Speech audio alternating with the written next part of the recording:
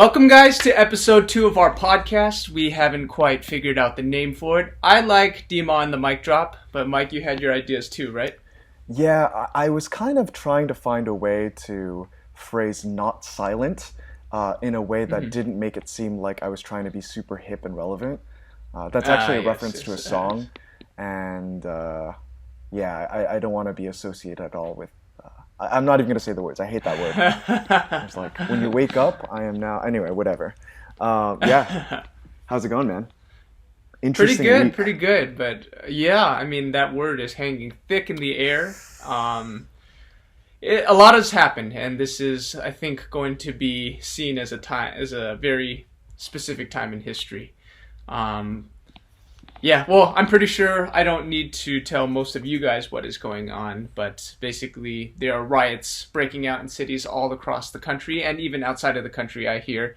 All of that in response to the death of George Floyd. Hopefully we don't need to go into too much detail about what happened, but needless to say, it was horrible. And if you don't know, educate yourself. Yeah. All you have to do is click one word in Google, and then you get the full story. But yeah, what are your thoughts on that? Honestly, man, it is really damning how the world is becoming so good at shouting and expressing themselves without taking one moment to listen. Right. I think it's really sad because not only is everyone on Facebook blowing up and antagonizing the other side and making the other side seem like they're the absolute villains, it's also happening on the news.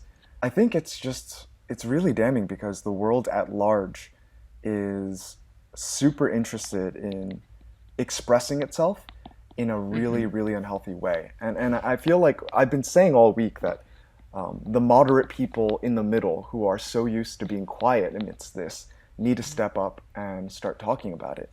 I hear a lot of, it's really terrible that this, but that. So it'll be like, it's really terrible that George Floyd died, but people shouldn't be rioting. And I hear people putting posts online saying the proper phrase is, it's really terrible that people are rioting and looting, but George Floyd shouldn't die, or black people shouldn't be getting killed. And I 100% agree with that sentiment, but I also think that the word isn't but and. If you know what I'm saying, I think at the end of the day, rather than saying, oh, these riots are terrible, the protesting is terrible, or the way they're protesting is terrible, but we shouldn't accept, silence.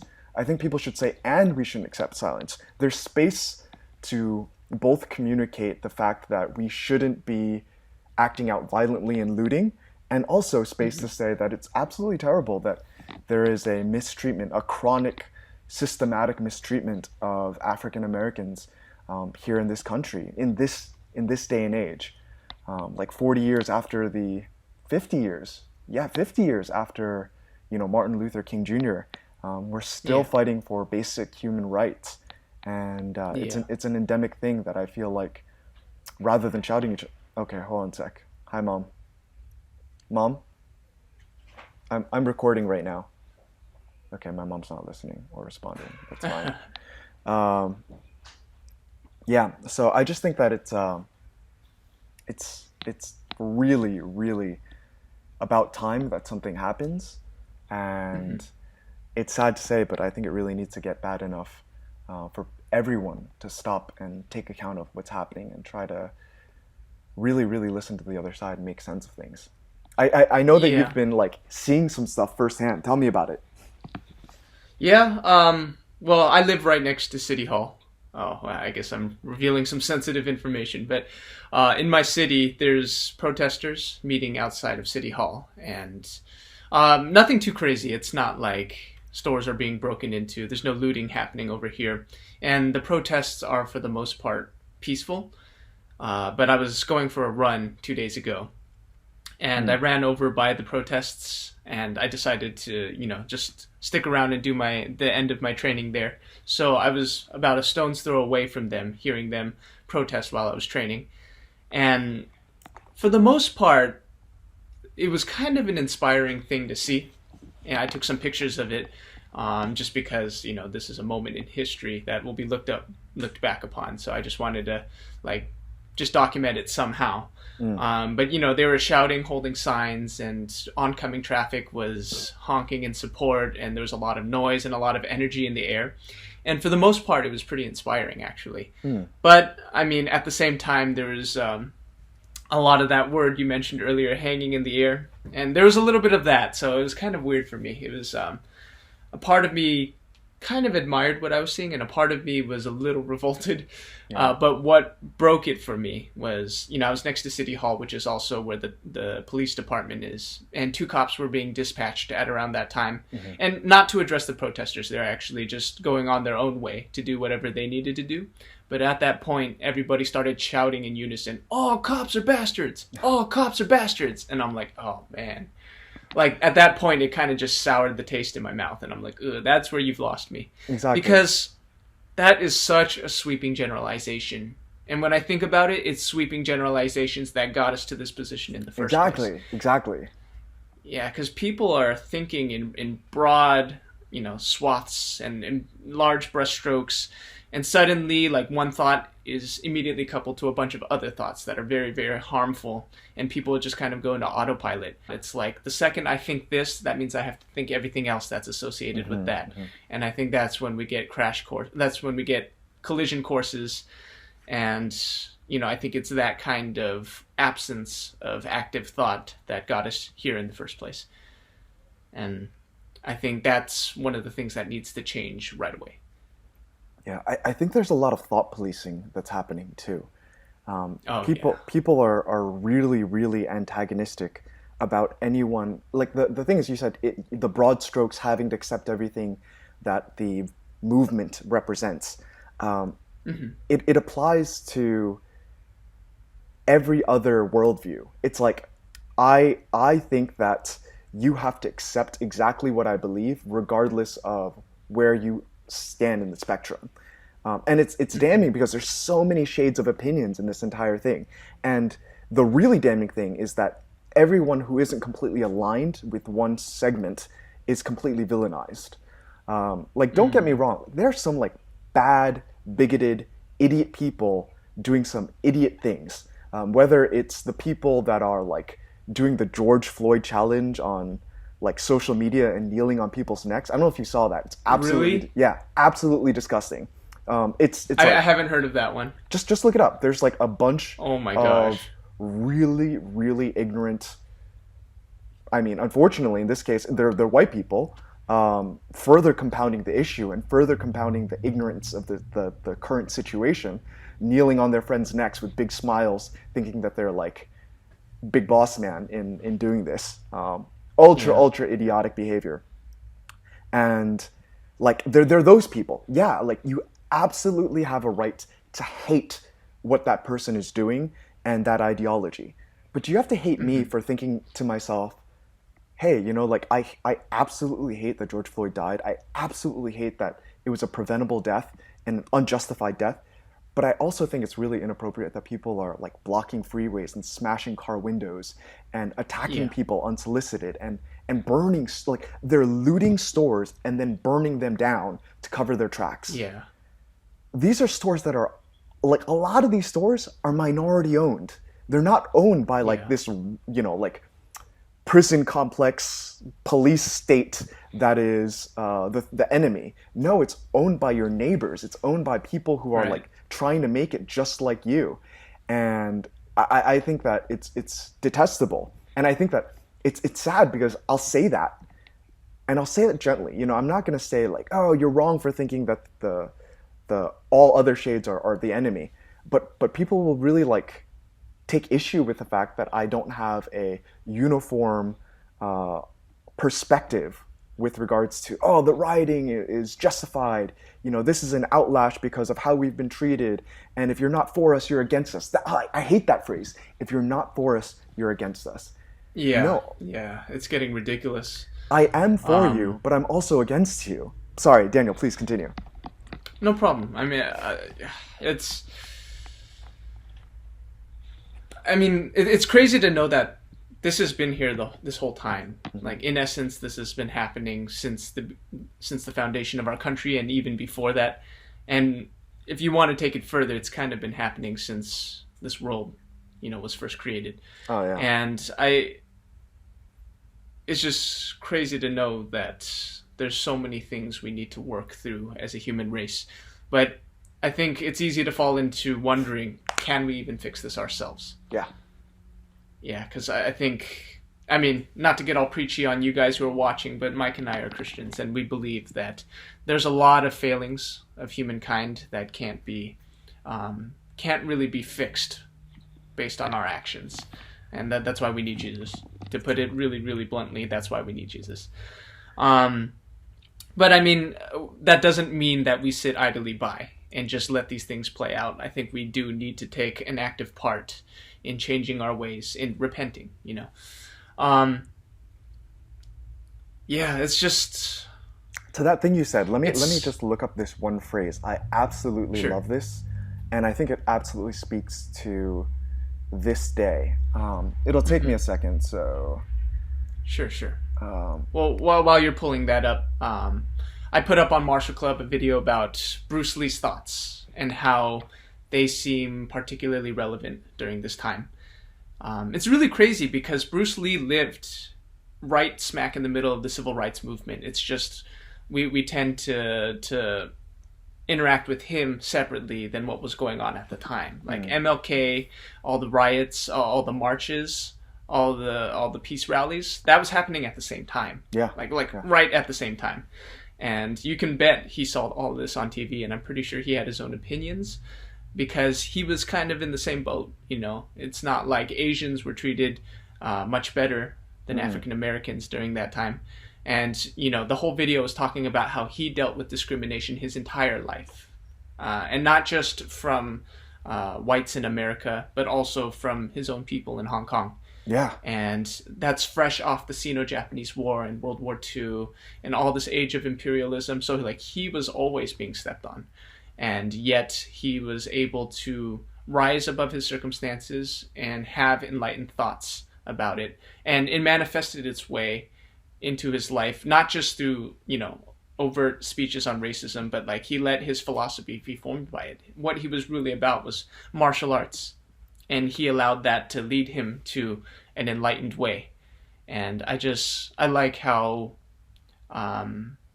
he didn't have to do it by being, loud or brash in his speech.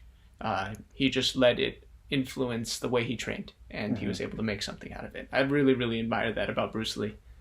Absolutely.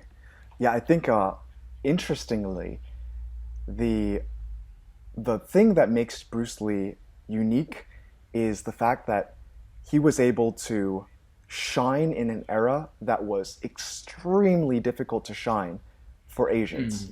People think, what's the difference between Bruce Lee and Jackie Chan? What's the difference between Bruce Lee and Jet Li? It's like, dude, when Bruce Lee was getting big, it was the same time that Yellowface was a real thing. What's that guy's name?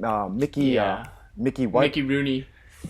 Dude, just if you want to get angry, if you're Asian American or care at all about Asian Americans and you want to get yourself angry, take a look at Mickey Rooney's portrayals of Asians during what is it? Is it considered the golden age or the silver age of Hollywood, of cinema?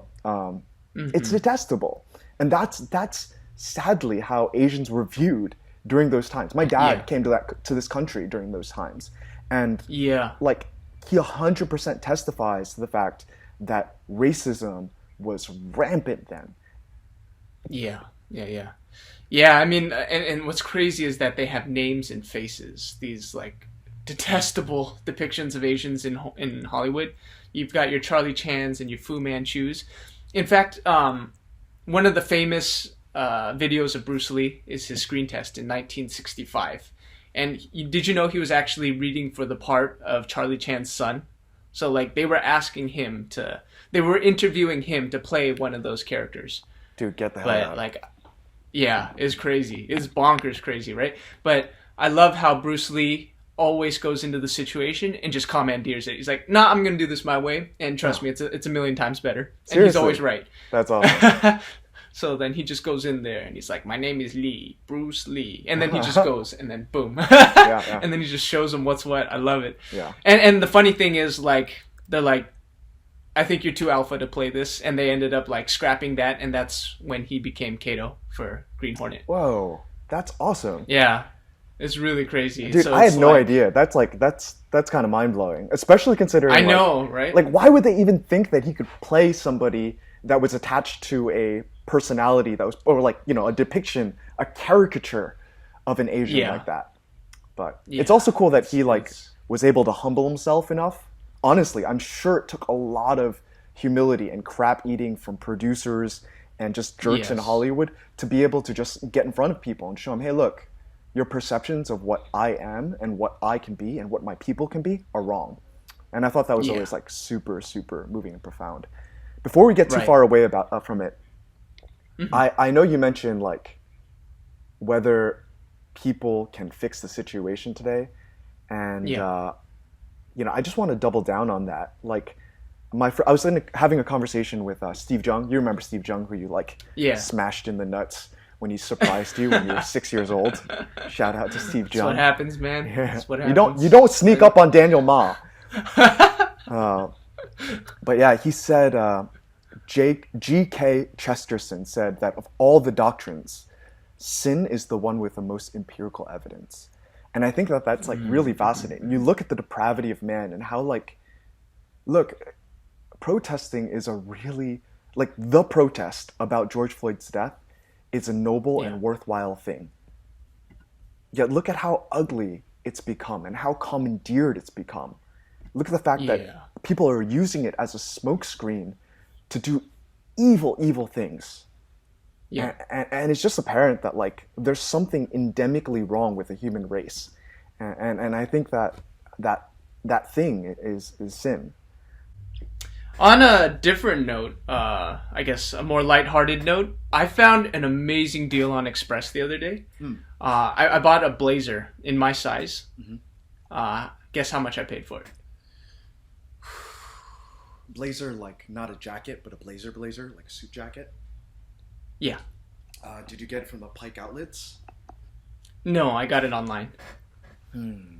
I wish I could go to the Pike. I miss the Pike. I miss outlet shopping. Not to like suddenly turn into a diva on you, but like I miss clothes shopping. The Pike was looted. It was looted? It was looted. Yeah. Those bastards. It was. I don't know where in the Pike it was looted. Kai was out. All looters are bastards. All looters. No, actually, yeah. Okay, we can stand by that. We can stand by that. I just realized I didn't have my lapel mic in, so whatever. It's off for a couple seconds. Okay. All right. So you asked how much a blazer. Yeah. Okay. So online... if I were to tell you. Okay. Yeah. If I were to tell you that I got like pretty ultimate 6 flavor on this one, how much would you think I paid for it? $6. $4. Oh, so close. I wanted to say $4. I really wanted to say $4, but I didn't have the boldness. Dude. Well done. Yeah, I know, right? Well the audacity to say that, like, I beat the system that good. Yes. I don't know. Well I still done. Got my money. I'm no, dude. The reason why they do that is because they're for sure selling it at a loss. It's just they need the space. I'm gonna close the door behind me, but yeah, dude, be Asian, guys. Like, yeah, dude. All you people who are spending money excessively, like, don't you know people don't have jobs right now? That is one of the Asian stereotypes people ought to embrace. The cheapness, like, oh my goodness. Oh, there's such good deals to be had out there, and all it takes is the humility to exercise the skill. Yes, and fiscal restraint. Dude, yes, that too. Mm-hmm. But get this. I ordered a blazer, a pair of jeans, 2 flannel shirts, a pair of dress socks. Okay. Don't tell me what the total is. Okay. Keep going. I think that's it. I think it was the blazer, jeans, 2 pairs of two plaid shirts, a pair of socks. Yeah, I think that's it. 5 items. Okay. If you're listening to this right now, if you're listening to this nonsense right now, pause and write down in the comments below how much you think he spent. Yeah. Let's see if you can do better than me. All right. I'm going to say 2 jeans, total of Well, one pair of jeans. oh, one pair of jeans. It's one pair of Yeah, jeans, so one jeans, two blazer. plaid shirts. Okay. Yeah. 10, 11, 20, and a pair of socks. And a pair of socks.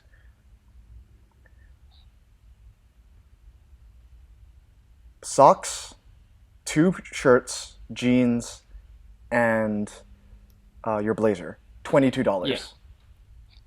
No, not that good. Close though. $26. Not that good. Now you're making me feel bad, man. No, You're no, taking no. away from my victory, dude. I'm sorry. Okay, so the jeans, No, it's the okay, jeans, it's what? okay. Jeans were at $12, $10. 11. $11. Okay, so I was Yeah. going super heavy with the jeans.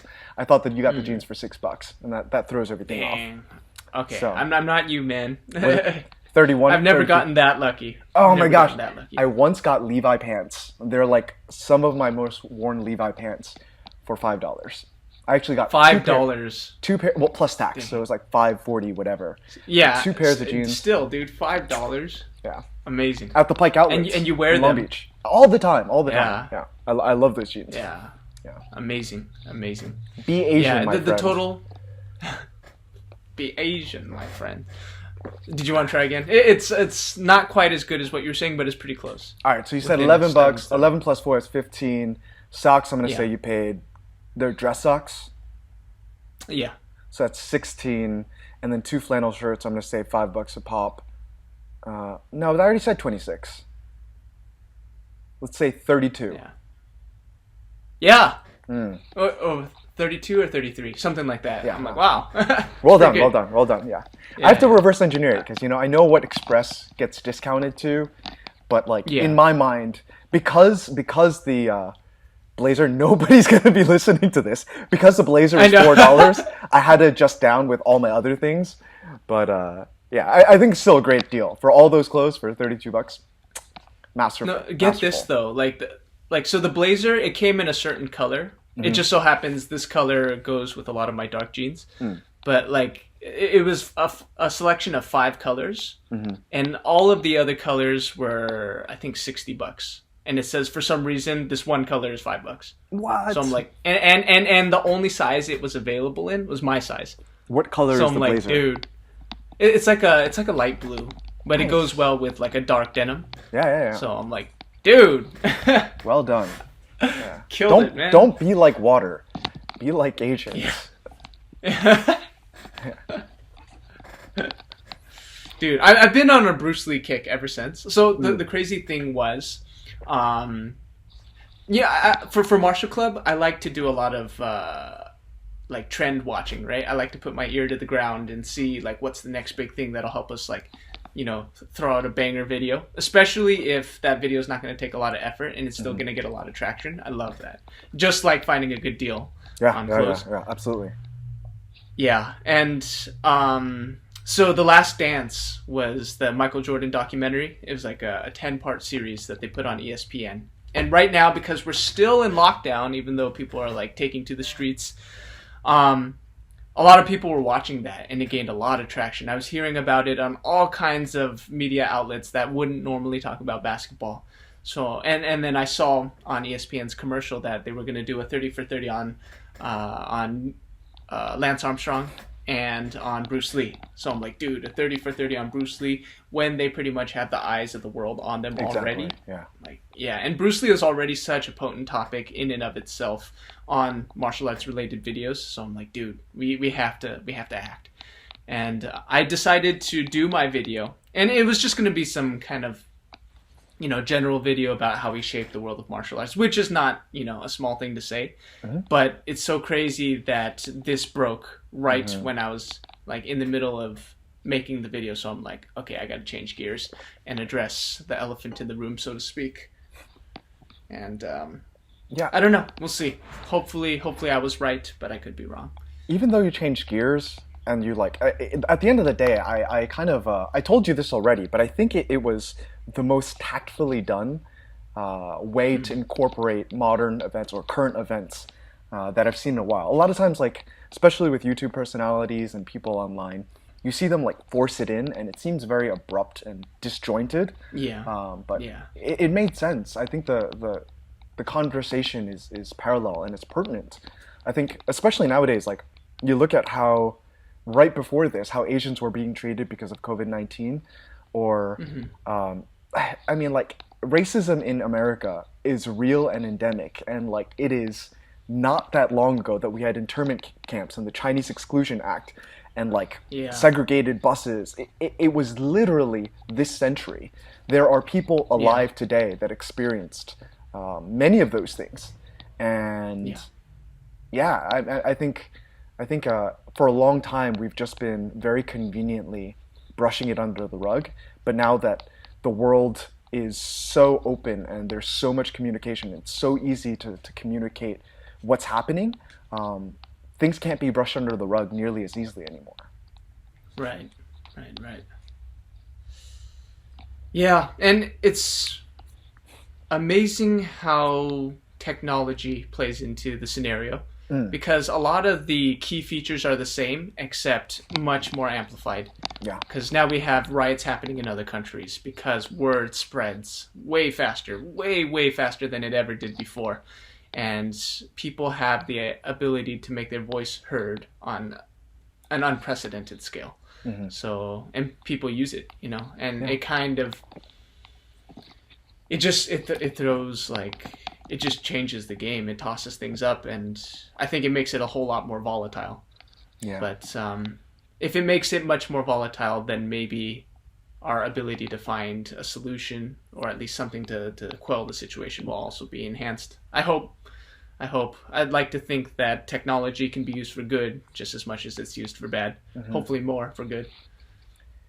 Yeah. Yeah, I But also feel like we live in an era where it's super easy well, I mean, we do live in an era where it's super easy to say anything, and that's kind of part of the problem, because like Twitter makes it so anyone can say whatever they want and yeah. have the world listening to them. Yeah. And a Yeah. lot of times people don't have things worth saying, like Yeah. That's the the problem.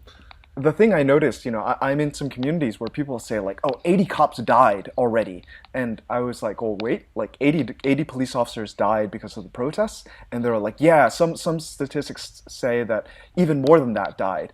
And they said something like 300 police officers were shot or wounded. And I was like, wait, shot or wounded?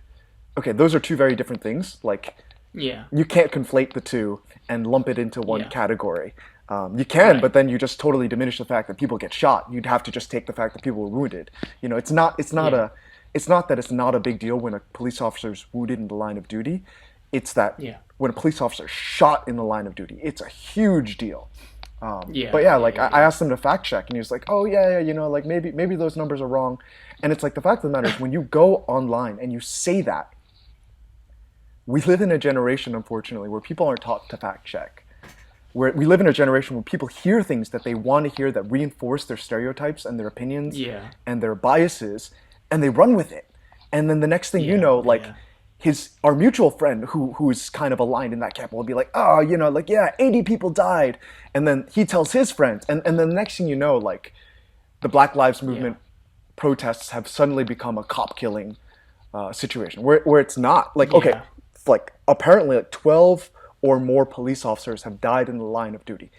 Absolutely terrible, absolutely shameful.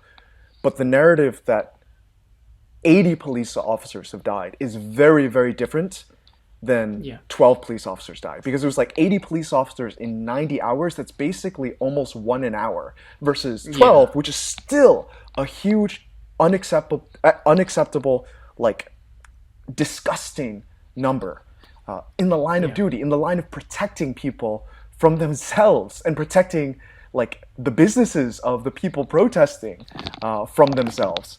And Yeah. yeah, I just think like this generation of Twitter and everyone being given a voice has more than ever kind of created the situation where misinformation is one of the biggest plagues that we have. Like I don't know if the founding fathers would have been so pro free speech if free speech looked like this. It's a good point. It's a good point. Yeah, and like I had an interesting interaction on Instagram, I think just 2 days ago. But it had to do with what you mentioned: Black Lives Matter, hashtag Black Lives Matter, and hashtag All Lives Matter. Because if you just take the phrase Black Lives Matter, yes, it's true. And if you just take the phrase All Lives Matter, yes, it's true. And the sentiment is true and worth standing behind. But suddenly, Daniel. yeah, I know. But then suddenly, Black Lives Matters doesn't just mean Black Lives Matter. It turns into a movement, which gets tied to people, which gets tied to sentiments, and suddenly just uttering the words Black Lives Matter, and suddenly you're behind all of that, and you're making all those statements all at once. I think that's the negative side of a hashtag. And the same thing with All Lives Matter. You're not saying All Lives Matter, you're saying that you're associated with all these people who are really politically charged, and you're at the other end of the spectrum, and that you instantly wage war against other people who use that other one, and then suddenly it leads to fights, and yeah, it's just really crazy that we're so hung up on movements that we forget the truth behind the movement. We forget what the movements are for. And that echoes a really big problem in martial arts. People get caught up in the movements when they don't think about the application, and they don't think about, suddenly they're moving just to move, and then the movements lose their meaning, and therefore they lose their power, but people still get hurt. Oh, you actually mean movements like physical movements. Yeah, that makes sense. Yeah.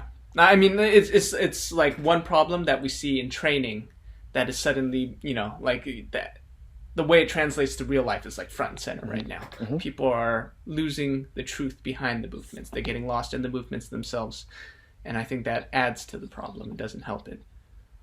It's interesting. Like, I immediately think of tricking and bad martial arts choreography. You can tell when there's a lack of intent with the movements. Like, one of the things that Martial Club has always impressed me on is that the three of you have great martial intent. You have great...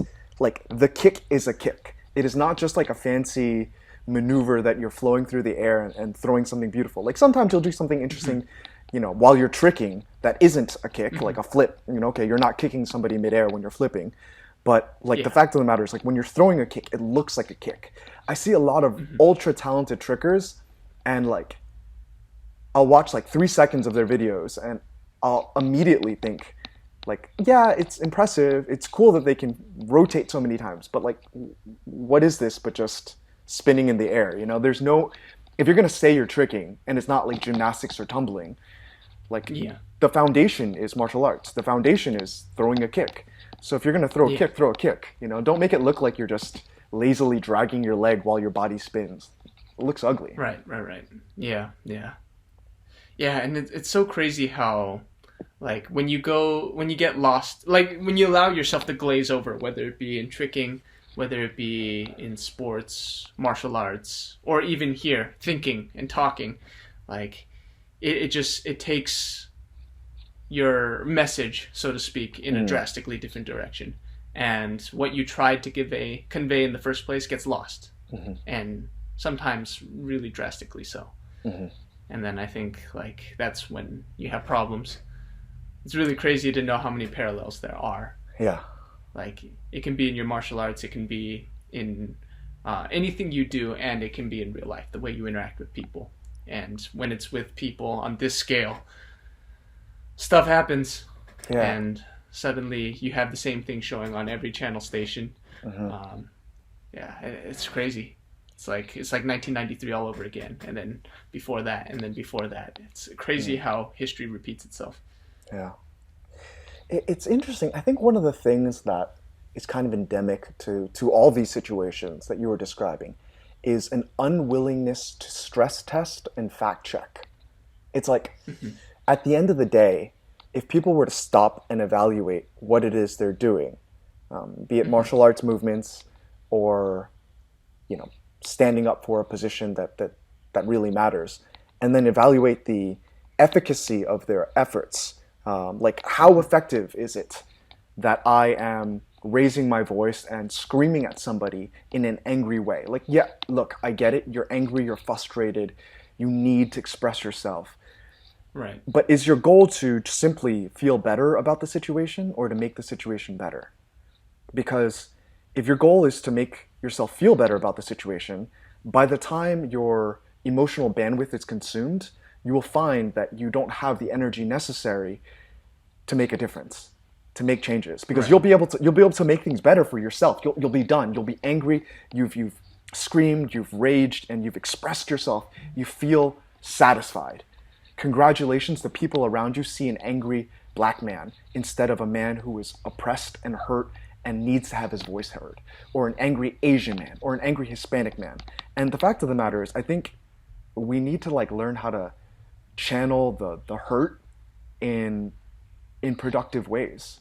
We need to find ways to channel the mistreatment and use it to fuel our communication styles. Like the profound thing again about Bruce Lee is that I am certain at many times he just wanted to be like, you know what? F this. I don't want to do this anymore. I'm sick of the way people treat me. But he knew that he had to just continue to endure and communicate in an intelligible and potent and persuasive way. And I feel like Yeah. people aren't trying Yeah. anymore. Yeah. And at the same time, I think Bruce Lee had that degree of, he was very realistic and very pragmatic at the same time. Yeah. You know, as much as he was an idealist, he was also a pragmatist. So when things got too crazy in America, when, you know, he was passed up for a show that was based on his idea, allegedly. Gosh, yeah. You know, he was willing to go like, look, you guys aren't ready for me right now. I'm just going to take a break. So he went over to Hong Kong, and that's when everything popped off. And I think one possible lesson we can take from that is sometimes try something new. Like if a stream hits a dam, then maybe it's meant to go in a different direction. And I think as long as that gravity's there, be like water, right? Right. You'll find the crack, and you'll find the way to get to where you're supposed to go. And yeah, that also comes from the constant flow of the water, you know, the fact that the current is still going no matter what. And I think that's also key. Like, for people who actually want to get something done, I think it's key to keep flowing, you know. Taking this analogy really far. No, it's good, man. I think there's like a lot of real applications from some things that he said. He was wise beyond, like, regardless of what you think about the man and how good of an actor you think he is, you know, whether you think he was like amazing or awesome or great or even like the best ever, because those are the only acceptable options. Like, regardless of how good you think he is, he was really, really talented as a philosopher and as a thinker. And I think that's the thing that distinguishes him between like a lot of the other like really profound martial arts actors that I followed after him. Yeah. You know, It was really crazy. Oh yeah. No, you first. Sorry, you first. keep going. Oh no. I mean, the original topic I wanted to talk about when it came to Bruce Lee for that video was how Bruce Lee is kind of responsible for the martial arts world as we know it. Like the current paradigm, the current, like, where everything is. Like, he kind of is at the base of all of it, which is really crazy. It's like he existed at some cosmically placed nexus for a lot of things. I mean, he was there, you know, he was at this very specific point in time that makes it so that he's a relevant figure when it comes to the dialogue of racism, when it comes to the dialogue of Hollywood and Asian Americans in Hollywood and the kung fu genre and like and just martial arts in general. Like, not having to do with movies. Like, he was such an important role in all of these things. It's almost like God placed him at a very specific point in time to play an important role in a lot of different things. But especially with martial arts, because the point I wanted to make in the original idea for the video was that we live in a time where martial arts exists on a wide spectrum. Because back in the day, I would say it was a lot simpler. You learned martial arts, you learned to defend yourself, you learned to defend others. And that's pretty much it. And like, you use it in battle, you use it to defend your home. But now it's like martial arts is used for a lot of things. People make their whole career as a martial artist, but they never get in a single fight. Like Jackie Chan, all of his martial arts is for pure exhibition in movies. And then you have others who use martial arts in the business sense, where they open a bunch of schools and they make it into, a viable business plan. And then you have others who fight in a cage. And then you have others who just make videos on YouTube. And it's crazy that all of these people are martial artists, but the way they apply it is incredibly different. And like you have the spectrum where you have the more exhibition side of martial arts on one end, and then you have the really, really application-oriented side on the other end, where it's more like, the combative use of martial arts, which was before kind of the primary use of martial arts. And the idea that all of these extensions and outlets for martial arts exist, I think Bruce Lee had a major role to play in all of them. Because I think the movies that he made, it's funny because he made these movies as a way to illustrate his philosophies about martial arts for the combat sense, for the application sense. But what he gave birth to was a whole generation of movies. And then it ties back in with the race issue, because when his movies made their way to America, the primary audience was the minorities, specifically the blacks. And they pretty much, they ended up being like the next generations of martial arts. And that's kind of what allowed it to like take root in America. And then I think like the fact that there was such an established martial arts culture in the United States, in conjunction with everything that was happening around the world, that's what set the stage for MMA. And that's why we have the UFC. And that's why we have, Bellator and all these other promotions. And that's why it's this worldwide thing. Like, I think Bruce Lee is the common denominator in a lot of aspects of martial arts today.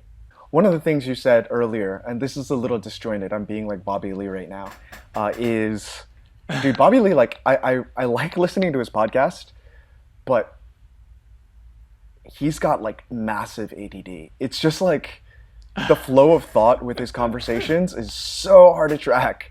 Anyway, I digress. I'm being Bobby Lee now. So, off that note, is it me, or do a lot of high-profile Asians coincidentally have ADD? Like, or well, you suspect that they have ADD? Because, okay, this is going to be public and all, but I'm pretty sure both Andy and Brian are like either ADD or ADHD. Really? Really? Yeah, I think at least as a child. Like, I feel like I've talked to a lot of people, I guess Asians who have become somewhat high profile in some way, shape, or form. Mm-hmm. And I feel like all of them, or like a lot of them, have told me, yeah, I was diagnosed with ADD when I was younger. I was diagnosed with ADD I'm wondering, when I was younger. Yeah, like I feel like, and I feel like if the right doctor had paid attention to me, he'd probably say I had ADD. Yeah. Interesting note. ADD doesn't exist. Like, I know that's the point, right? Yeah. Like, I'm pretty sure we just made up some kind of label, and we just proliferated it way too much, and now it's like a rug for us to sweep bad, unmanageable child behavior under the rug. Exactly. For those of you at home who don't know, it's ridiculous. Sorry, yeah. For those of you at home who don't know, ADD was basically modern psychologists were like, yeah, it's a thing we made up. We didn't really know what to describe it, but it's either ADHD or not a thing at all. And the thing in between that we were calling ADD is not a real thing. Yeah, it's like attention deficit disorder versus attention deficit hyperactivity disorder.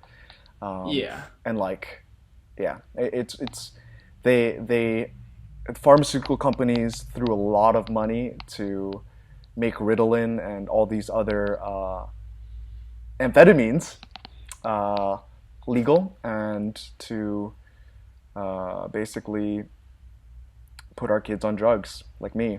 But that's so crazy. Yeah. Like, you make up some BS condition, and then you actually implement a chemical solution to it, and then it has all kinds of consequences. Yeah. Big Pharma is like completely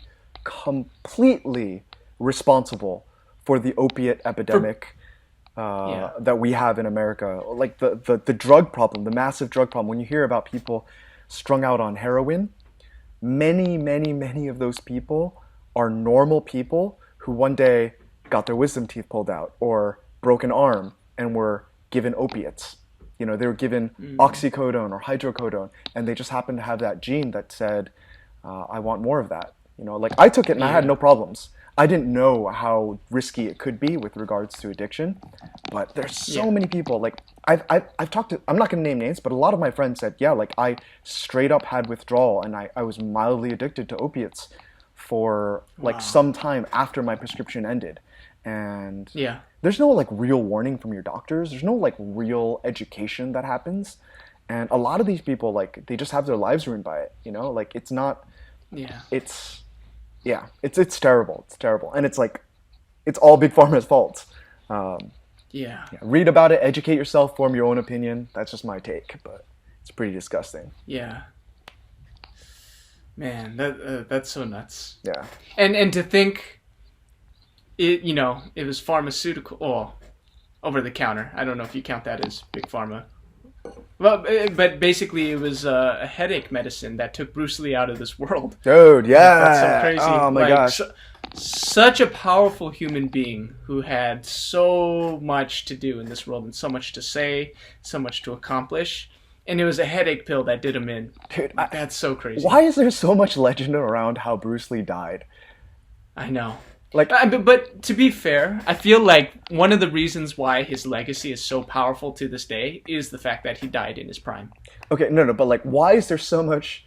Like, you've heard like different theories on how he died, right? Yeah. Like, I'm 99.9% sure I've heard somebody say he died because he was having too much sex, like with a mistress. That one might be true. I have an easier time believing that one than all the other ones. Have you heard about like EMS, like how he died because he electrocuted himself using electro? Yeah, it's like electromuscular stimulation is a therapy that he was using, and people are like, oh, he gave himself a heart attack, or like assassinated. He like short circuited. His chi channels, or like he got in a fight with some Dmah master who like hit him in a point and it like time released like 10 years later and he just died suddenly. So dumb. Or like the triads took him out, or that he's still alive and hiding somewhere waiting to be reintroduced into society. I wish. It's crazy. That'd be crazy. Watch. I mean, 2020 is a crazy year so far. I wouldn't count anything out at this point. Like I see all these memes on the internet going like, all right, first the pandemic, now these riots. Aliens are next. Yeah. Like, he's hanging out with Tupac Shakur and I can't think of anybody else. That'd be pretty cool, huh? Yeah. That'd be pretty. That was another one of the movie ideas that I dreamt up that one time. Did I tell you about that? No. Oh, okay, dude. I'm like putting out all of my like. No, you know how I was telling you how I dreamt up a rom-com last time? Yes, you did. Yeah, a dream. It was like a full-on movie that I dreamt in this was a couple years ago.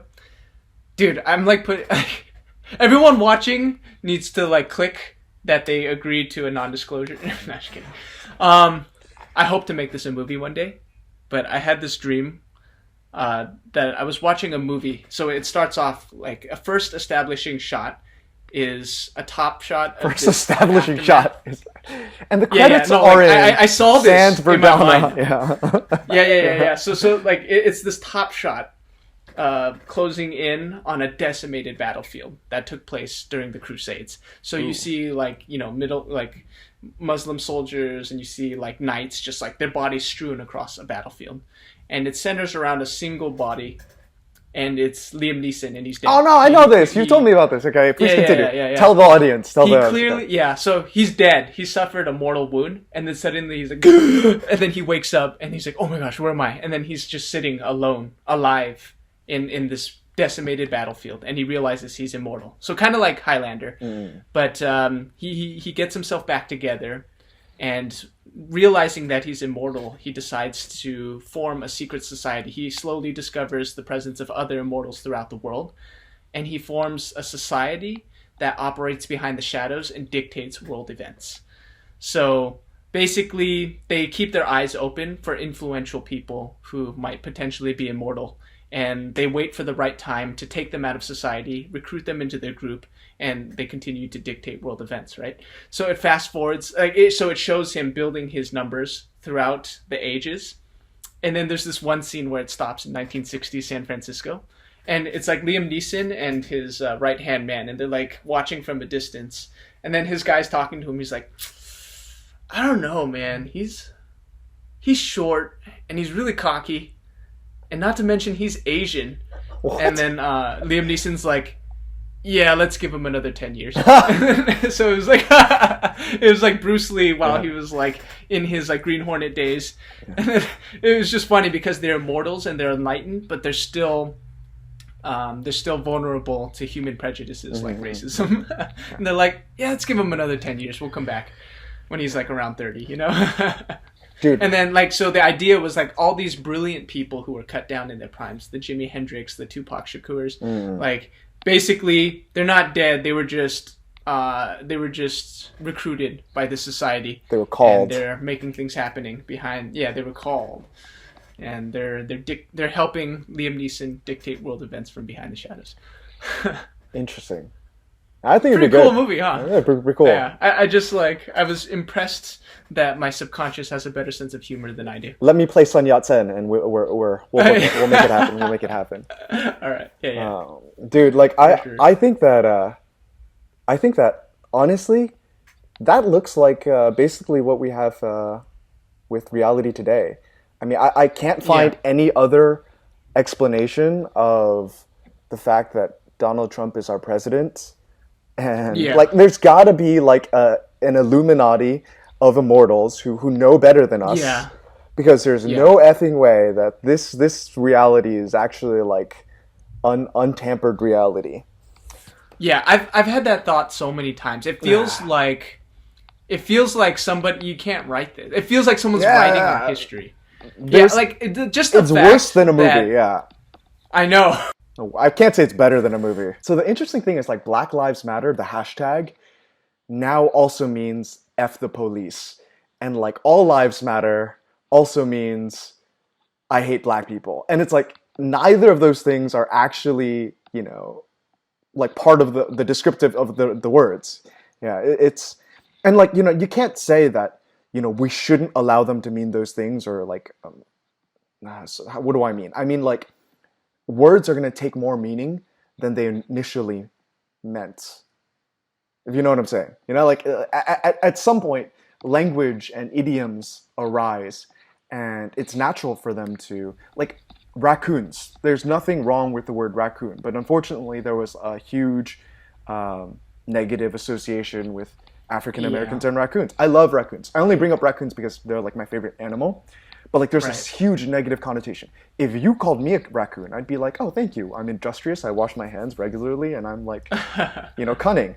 But like if you call somebody who's African American that, it's going to be super, super terrible. So I want to be sensitive to the fact that Black Lives Matter means something different, and All Lives Matter means something different. But at the same time, it's like, it's scary, you know, how like there's all this policing of thought and opinion, and we can't just take people for what they mean. Like if you post All Lives Matter, like you posted All Lives Matter, but you didn't say anything racist. You weren't saying anything. You were saying it in a unifying way. You were saying it in a, I genuinely believe that Black Lives Matter. I genuinely support the proper treatment of black people. And like people should be able to see that and not immediately criticize and condemn you for like incorrectly using a phrase, you know, or like taking the time to patiently explain, hey, by the way, nowadays, people are using this in a really antagonistic way, in a really dark way. Anyway. Yeah, no, definitely. Well, to the credit of the person who brought it to my attention, like he was a little aggro about it at first, but then he sent me a DM and he's like, this is what it means. And I'm like, oh, okay. So, you know, I was enlightened, so to speak. And I'm like, oh, like a hashtag, you know, it's so crazy that by one hashtag you mean a bunch of things and you don't just mean what the words say. It's so ridiculous. Like, I can't show you a bottle of Sprite and say hashtag thirsty because it means something totally different, you know? It's like, I'm just thirsty. I just went for a run. You know, this is one of my post-gym photos. Not that I would ever put that photo up. Yeah, it's so funny. It's so funny how words develop connotations, and sometimes in your own mind, like it limits how you can use it. Like this is a weird one. I was talking to Tracy about this last night, but I get extremely uncomfortable when I hear that someone's name is Penny. Why? Like you know how we have Auntie Penny, right? Yeah.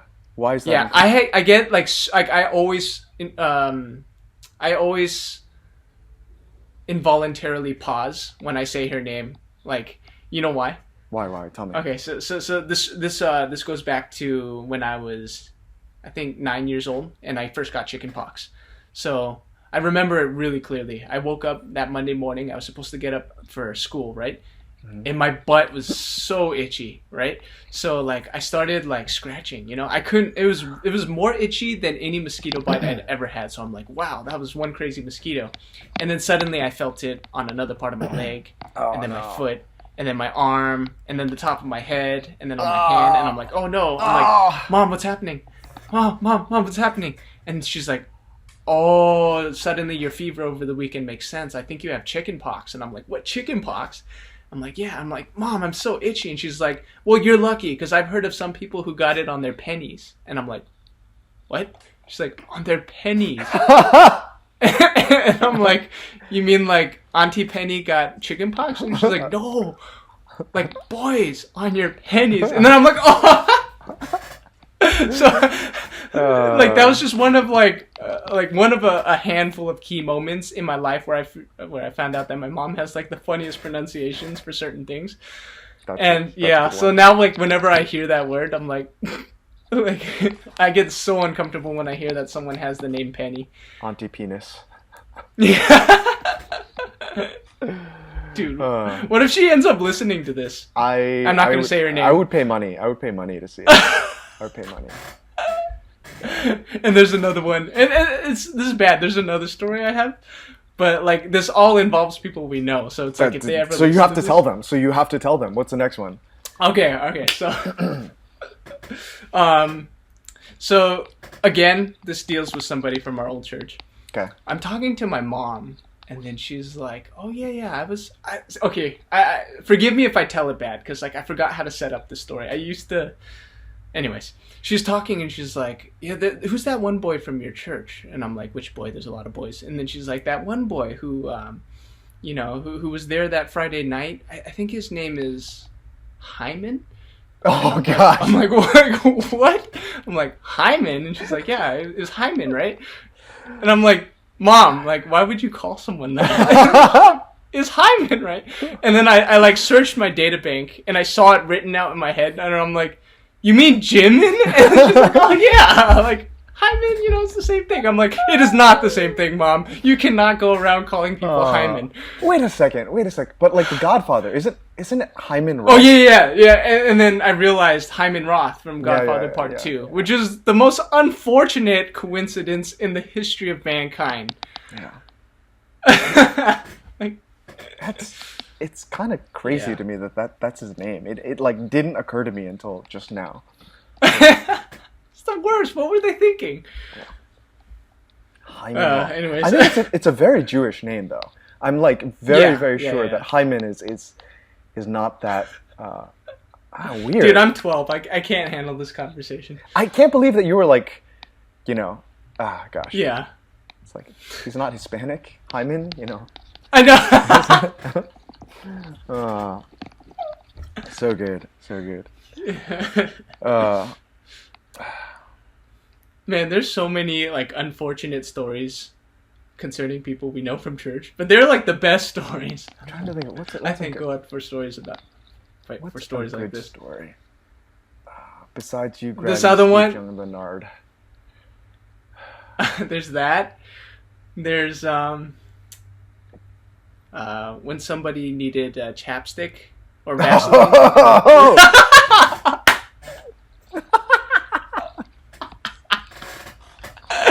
I'm not gonna tell that one. No, just tell it. It's fine. He's not gonna get mad. Does he get embarrassed about it? Okay, I'm not gonna name names. Does he get embarrassed about it? If you're listening to this, you know this is you. Yeah. Does he get embarrassed? No, he doesn't get embarrassed. Yes, he's like a little kid. All right, you tell the story.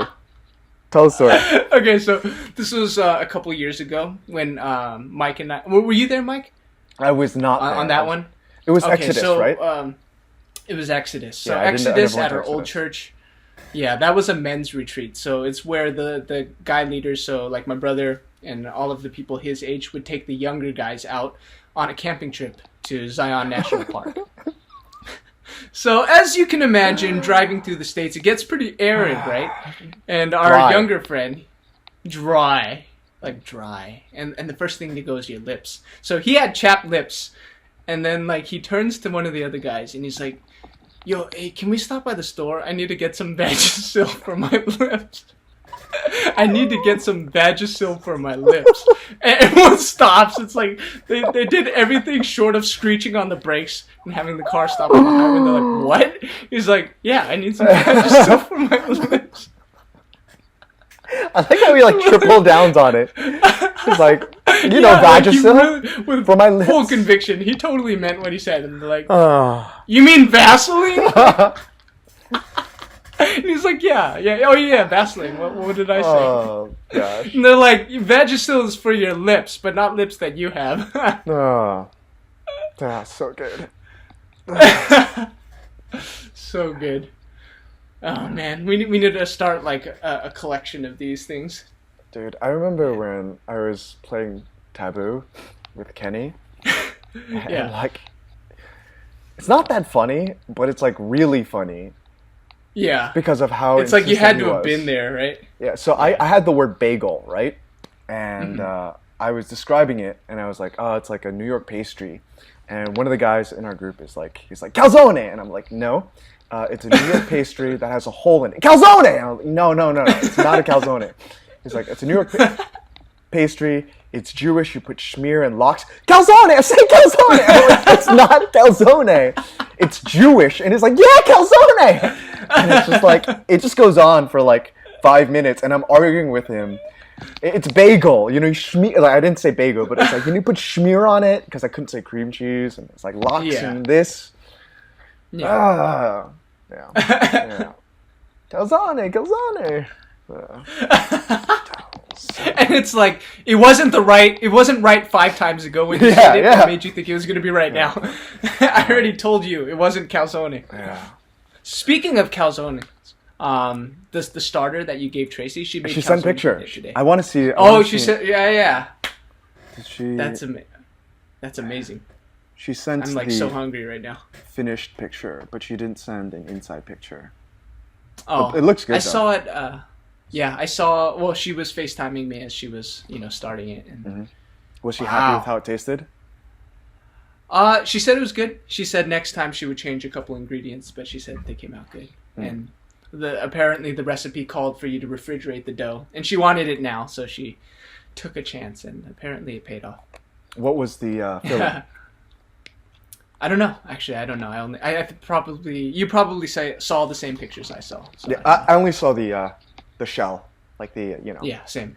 Yeah, I've always, honestly, like, while I enjoy the novelty of calzone, I've never actually enjoyed like a calzone over pizza. Like, I never understood like, I get it. Because you don't have a soul, Mike. Yeah, it's one of those things. It's one of the places where I just get all snobby. I'm like, like, it's good dough that you don't get crispy because it's all soggy, and it's like, anyway. Yeah.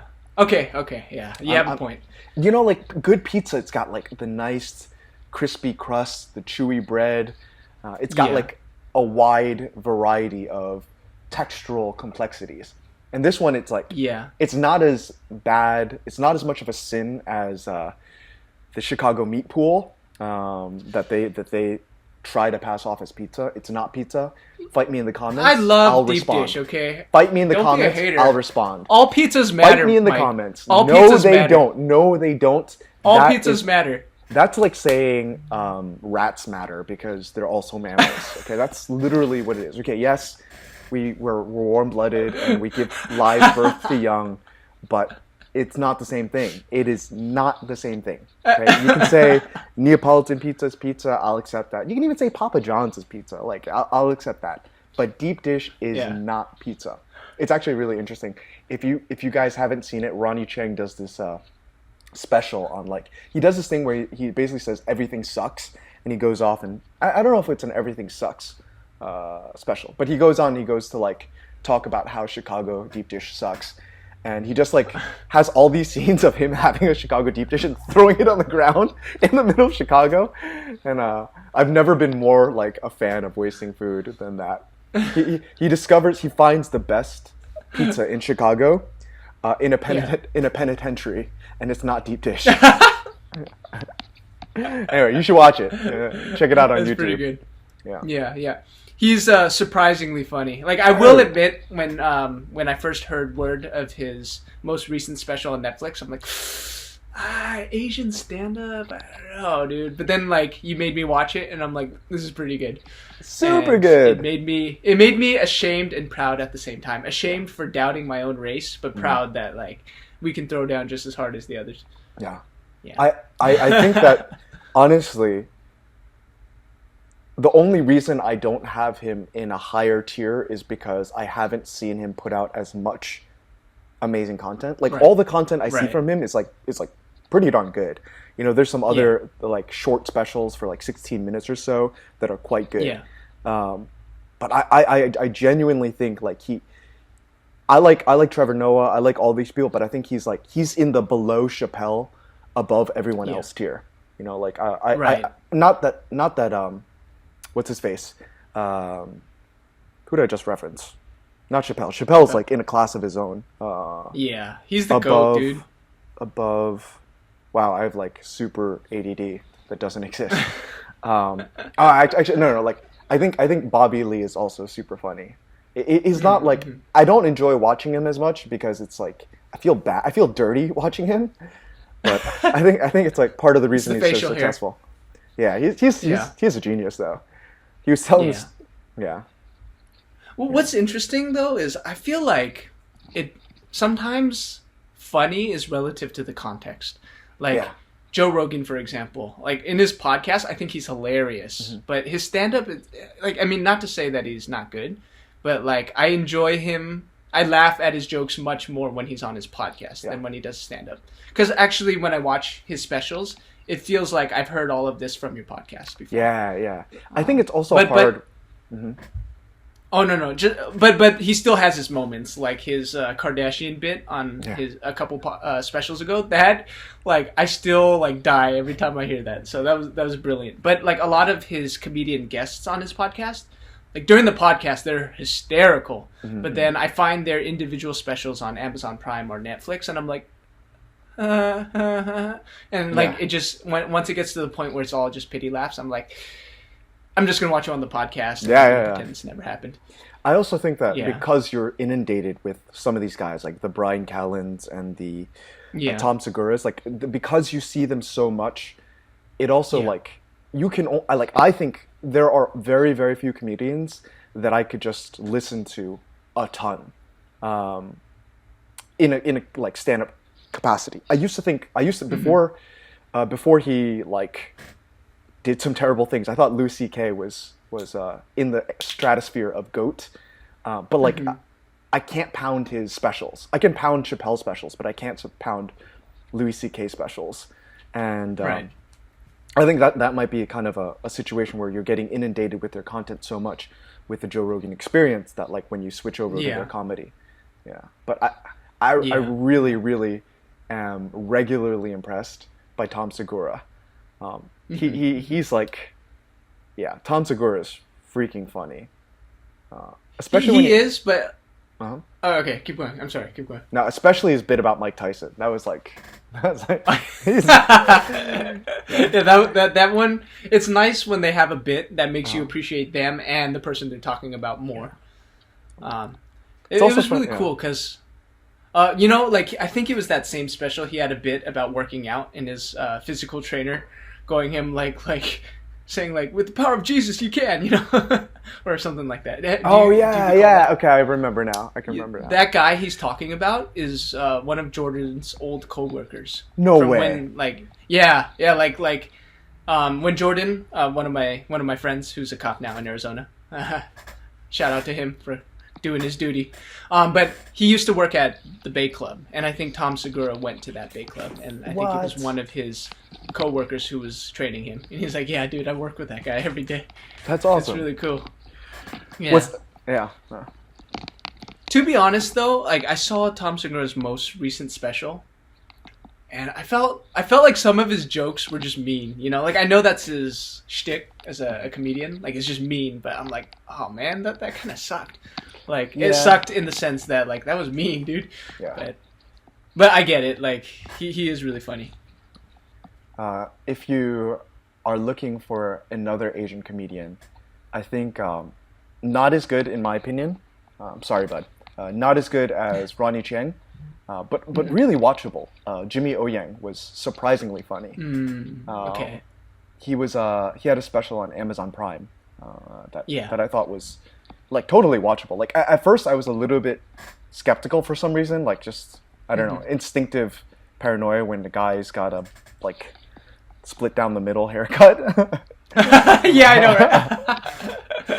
right? He's funny though. He's like really funny. Like I saw him on Space Force on Netflix, and I really like his character. Awesome. Yeah. Yeah, I feel bad that I can't say the same about Ali Wong. Like super talented. I'll get like so much hate for saying what we're about to say. Yeah, like I respect the heck out of her screen charisma and her performance and her comedic ability, but like I just think her content isn't actually funny. It's like she says outrageous things. She says things that are like uncomfortable and cringy and gross. And that's like cool. Like I mean, I'm not criticizing the content in terms of like what she should say, what she shouldn't say. It's just like they're not funny things that you're saying. You know, if you said them normally, they wouldn't be funny. Where I think if you like read a Chappelle or a Ronnie Chang, if you just read their transcript, it'd be hilarious. I'm impressed by her ability to like create laughter with like mostly what I think is facial expressions and like loudness and funny voices. You know, credits her for that. But I don't think she's that funny.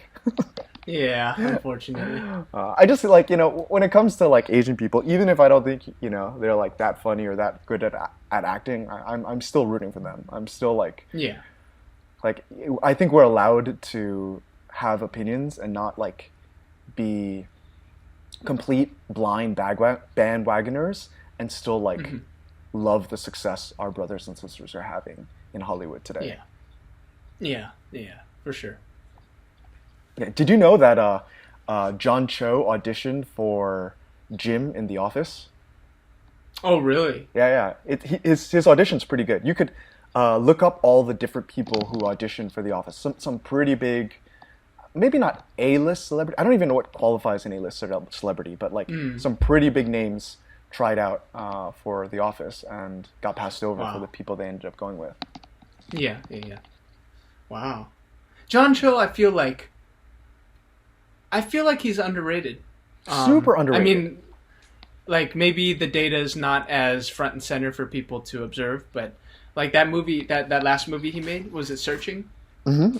I think it was Searching. Like, yeah, I thought he did really good, and it was very measured, very believable, and I just like that he can transcend the genre that he was before, like casted in, you know, like that. Yeah, I mean everybody knows him as Harold from Harold and Kumar, but like I feel like he has a lot more to offer as an actor. Yeah. I think a lot of times with one of the things that I don't know if we talked about it last time, but like one of the things for Asians is we're allowed to be plucky sidekicks. We're allowed to be comic relief. So it's cool. Like this was a real example of an Asian dude getting a Hollywood picture, even if it wasn't a big picture. Like and he was just a dude. You know, you're allowed to be a guy, and there's no shtick. There's no like plucky sidekick. There's no kung fu. There's no anything. It's just I am a man who is caught in this bad situation, and that's all there is to it. Without spoiling the movie, you should go check out Searching and watch him like act his ass off. Yeah. Dang. Well, I'm getting hungry. Yeah, dude. Yesterday, when I ran to your house yesterday, and like, so it was 5.4 miles to your house, from my house to your house. And then it was, so by the time I got back, it was 11.8 miles. And then I made the mistake of like downing 2 bottles of cold water. 11.8 miles. Holy Oh, I'm sorry, crap, 10.8. 10.8 miles. No, but Yeah. seriously, okay, yeah, good math catch, but like, Yeah. I haven't run 10.8 miles in my entire life, probably. Like, okay, maybe that's not true, but like, holy crap, that's well done. Yeah. Daniel Maz. I was like hurting a lot of the way. running. I was hurting. But like, yeah, that's why like when we were in the Zoom call last night, I was like donezo. I was like about to throw up for like hours. Like the nausea didn't even subside until after the meeting. Yeah, it was crazy. But yeah, that being said, I definitely ate under yesterday, and by the time I actually broke fast, I think I was like fasted like 21 hours. So like I ran all of that, like, yeah, having been fasted over 16, 17 hours, and then I like how I just gave a thumbs up to like the camera, like you could see me. I think that means it's time for you to go eat, because I'm kind of hungry you too, man. Thanks for tuning in for episode 2 of our inaugural podcast. If it's episode 2, it's not the inaugural podcast. Anyway, if you like what You're you see... fired, Mike! Yeah. If you like what you see, like and subscribe, and tune in next time when we talk about something we haven't decided yet. And we will continue to pump out more content to make you guys laugh, to bore you guys, to let you see our faces, to let you see our rooms and our homes. And if you don't, we'll stop making content. So don't be a loser. Like and subscribe. See you guys next time.